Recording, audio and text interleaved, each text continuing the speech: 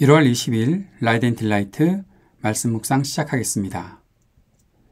사랑하는 주님, 오늘도 주님의 말씀 앞에 우리의 마음을 엽니다. 우리를 성령으로 충만하게 하시고 주님께서 주신 지혜로 말씀을 깨달으며 주님께서 주신 힘으로 말씀에 순종하며 살게 하옵소서. 예수님 이름으로 기도합니다. 아멘. 누가복음 8장 1절에서 3절까지의 말씀입니다. 그 뒤에 예수께서 고을과 마을을 두루 다니시면서 하나님의 나라를 선포하며 그 기쁜 소식을 전하셨다. 12 제자가 예수와 동행하였다. 그리고 악령과 질병에서 고침을 받은 몇몇 여자들도 동행하였는데 7 귀신이 떨어져 나간 막달라라고 하는 마리아와 헤롯의 청지기인 구사의 아내 요한나와 수산나와 그 밖에 여러 다른 여자들이었다. 그들은 자기들의 재산으로 예수의 일행을 섬겼다. 아멘. 오늘은 짧은 말씀을 묵상하고자 합니다. 짧지만 이 속에 있는 내용이 우리가 깊이 마음에 새겨야 할 내용이다 생각해서 더 진도를 나가지 않고 3절까지만, 1절에서 3절까지만 읽고 묵상하고자 합니다. 내용은 1절에서는 예수님께서 하나님 나라를 선포하시면서 그 기쁜 소식을 전하셨는데 여러 고을과 마을을 다니시면서 그렇게 하셨다라는 것이고, 그리고 아주 중요한 것이 12 제자와 동행하셨다는 사실입니다.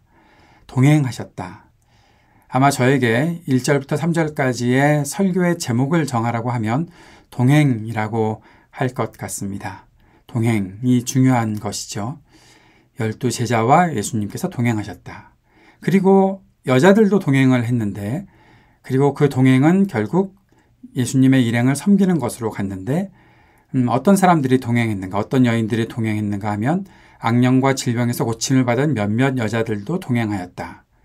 7 귀신이 떨어져 나간 막달라라고도 하는 마리아도 그렇게 동행했고, 헤롯의 청지기였던 구사의 아내 요한나, 또 수산나와 그 밖에 여러 다른 여자들, 그 여인들이 자기들의 재산으로 예수의 일행을 섬기며 동행하였다라고 기록하고 있습니다.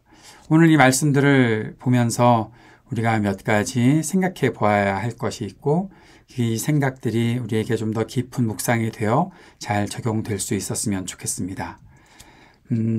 먼저 예수님께서 전하셨던 이 하나님 나라, 그것은 기쁜 소식이었다라는 것이죠. 왜 기쁜 소식인가? 예수님께서 각 사람의 약함과 죄를 용서하시고 새롭게 하셨다. 그들에게 힘이 되어 주셨다라는 것, 그것이 각 사람에게 오는 기쁜 소식이었겠지요. 그런데 그것뿐만 아니라 공동체에 스며들어서 약한 사람들을 차별하고 괴롭히는 죄로 인해서 고통에서 벗어나지 못하던 사람들, 그들에게 치유와 회복의 메시지, 또 해방과 자유를 선포하는 복음을 전하셨기에 그것은 기쁜 소식이 되었다라는 것을 우리가 계속해서 보아왔습니다. 주님께서 우리를 고쳐주신 것, 이것이 바로 복음이고 기쁜 소식입니다.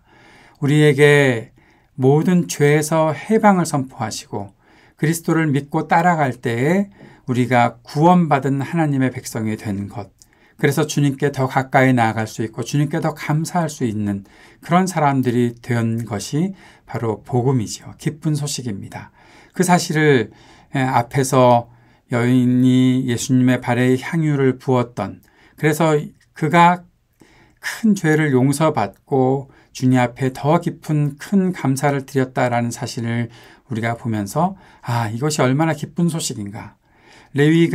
세리였던 레위가 자신의 모든 삶에 대한 고민을 주님을 따라갈 수 있으면서 그 속에서 해결되고, 그래서 기쁜 마음을 가지고 잔치를 열어 주님을 접대했던 것, 그것들이 다 기쁜 소식이었기 때문이죠.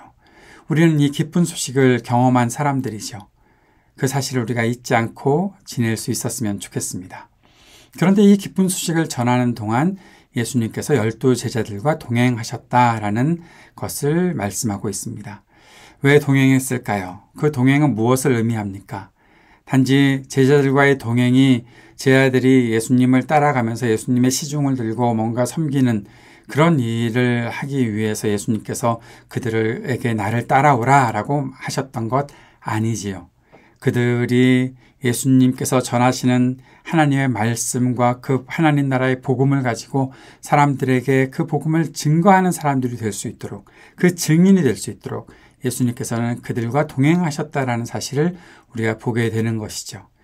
제자들이 예수님께서 전하시는 그 복음을 보고 배우고 경험하여서 앞으로 그들을 통해서 복음이 계속해서 전해지기를 원하셨기 때문에 주님은 그들과 동행하셨다라는 것을 보게 됩니다. 그리고 또 동행했던 사람들이 있었죠. 바로 여인들입니다. 누가는 예수님과 그의 일행을 섬기며 동행했던 여인들을 기록하고 있습니다. 물론 그들이 모든 가정을 다 내팽개쳐두고 예수님과 동행했다라고 보기는 어렵겠지요. 그러나 그들은 아주 유기적으로 예수님을 잘 섬기며 예수님의 모든 사역을 돕고 그 속에서의 동행을 할 수 있었겠다라고 생각해 볼 수 있습니다. 예수님을 섬겼던 여인들은 다양한 모습을 가지고 있었고 그들이 할 수 있는 것으로 예수님을 섬겼었지요. 그렇게 섬기는 모습들을 보면서 우리 교회를 한번 살펴보았으면 좋겠습니다. 한국 교회나 또 이 세상에 있는 교회들 가운데 아직도 여성들의 역할을 무척 제한하고 있는 것은 아닌가라는 생각을 해보게 되는 거죠. 오늘 본문에도 우리가 읽었었지만 주님을 섬기고 교회를 섬기는 일에 있어서 여성들의 역할은 당시나 우리가 사는 지금이나 무척 크다는 것을 우리가 인정하지 않을 수 없을 것입니다. 그럼에도 불구하고 교회에서 여성들의 섬김을 일부분으로 제한하고 있는 것은 차별이라고 저는 생각합니다. 왜 여성들은 차별 대우를 받아야 합니까? 왜 어떤 일부에서만 그 부분에서만 섬기는 것을 해야 합니까? 여성들에게 섬긴다라고 하면 밥하는 일, 그 외에 어느 정도만 하게 되고 교회를 전체적으로 돌보거나 하는 일들에 대해서 교회의 계획을 수립하고 교회의 큰 일들을 진행하는 그런 일들에 대해서는 다시 말해서 제가 리더십이라는 말을 자주 사용하지 않으려고 하는데 그런 어떠한 위치에서는 섬기는 것들을 제한하는 그런 일들이 참 아직도 있는 것이 안타까운 일이다라고 생각을 합니다. 교회에서도 그렇게 차별하는 것이죠. 사실 그 부분만 차별을 받는 게 아니죠. 여성들뿐만 아니라 교회에서 처음에 예수를 믿고 교회 생활을 시작할 때는 아주 모든 것들을 다 열어놓고 형제님, 자매님 하면서 대하다가 어느 정도 시간이 지나면 그때부터 무엇을 따지기 시작합니다. 나이를 따지기 시작하고 직업을 따지기 시작하고 학력을 따지기 시작하고 돈의 많고 적음을 따지기 시작하고 시간의 많고 적음을 따지기 시작하고 몸의 약함과 그런 것들을 따지기 시작하고 심지어는 장애를 가지고 있는가 비장애인인가를 가지고 따지기 시작하고 그래서 어느 정도 좀 불리한 위치에 있는 것이다라고 스스로 자기들끼리 판단을 해버리면 그 사람에게는 섬김의 역할을 무척 제한해버리는 그런 일들이 얼마나 많이 있는지 모릅니다. 교회 안에서는 누구나 그리스도 안에서 형제자매로 인정받아야 하는 것이죠. 탄생이라는 영화에서 그런 고백을 하더라고요. 밖에 나가면 한 집안의 종일 수밖에 없는데 그 종이 자신이 일하고 있는 집안의 양반 집안이죠. 양반 집안의 사람들과 함께 예배하고 함께 형제자매 하고 있는 것에 대해서 정말 감격하고 이곳이 바로 하나님 나라다, 천국이다라고 말하는 그런 일들이 있는데 왜 지금은 갈수록 그렇게 또 차별하고 아직도 그런 것들이 남아있는지 모르겠습니다. 높고 낮음, 힘이 없고 있음, 부와 가난, 출신, 나이 등을 가지고 차별하는 일, 교회에서는 없어야 합니다. 그런 생각을 가지고 있다 보면 직분에 대해서 말을 하지 않을 수가 없죠. 교회 안에서의 직분은 필요에 의해서 주어진 것이지 공로로 얻는 것 아닙니다. 각 사람의 재능과 은사와 열정에 맞게 적절하게 감당할 수 있어야 하는 것이고 모든 사람이 서로를 이해하고 섬기며 공동체를 세울 수 있어야 하죠. 그 모든 기회가 모두에게 함께 주어져야 한다는 것을 우리가 잊어서는 안 될 것입니다. 사랑하는 여러분, 하나님 나라의 기쁜 소식은 한 사람의 구원에만 적용되는 것이 아닙니다. 함께 공동체를 이룬 모든 사람에게 임할 수 있어야 하는 것이죠. 그것을 위해 우리는 날마다 기도해야 할 것입니다. 교회의 하나됨과 공동체를 세우셔서 세상을 밝게 하고 참된 자유와 희망의 길을 열고자 하시는 주님의 뜻이 실현되기를 우리가 함께 손잡고 기도할 수 있어야 하겠습니다. 우리의 삶에서, 우리의 믿음에서 주님과 동행하고 있다는 사실을 잊지 말고 그 주님과의 동행이 선별된 누군가만이 아니라 모두에게 열려져 있는 길임을, 믿음을 가지고 주님을 따라가는 모두에게 열려져 있는 길임을 우리가 꼭 기억할 수 있기를 바랍니다. 말씀을 생각하며 함께 기도합시다. 사람을 차별하지 않고 모두를 귀하게 여기는 공동체를 이루게 하소서. 함께 기도하기를 원합니다. 하나님 나라 복음의 일에 우리가 쓰임받으며 살게 하소서. 함께 기도드립시다. 그리고 오늘도 중보하며 이 땅의 전쟁이 그치고 다툼이 그치기를, 사람들에게 아픈 사람들에게 치유의 은총을 베풀어 주시기를, 우리 삶의 터전에 희망이 있기를, 청년들과 약한 노인들, 소외된 이웃들에게 돌봄이 있기를, 우리 교회가 주님께 쓰임받는 교회 되게 하시기를 위해 함께 마음 모아 기도하겠습니다.